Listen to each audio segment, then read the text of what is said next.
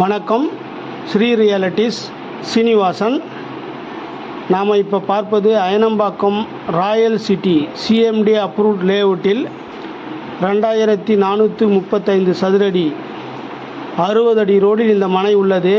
இந்த லேஅவுட் பார்த்திங்கன்னா அப்ராக்சிமேட்லி ஒரு 600 மீட்டர் டிஸ்டன்ஸில் ஷாம் அகாடமி ஸ்கூல் மற்றும் ஆச்சி குளோபல் இன்டர்நேஷ்னல் ஸ்கூல் உள்ளது.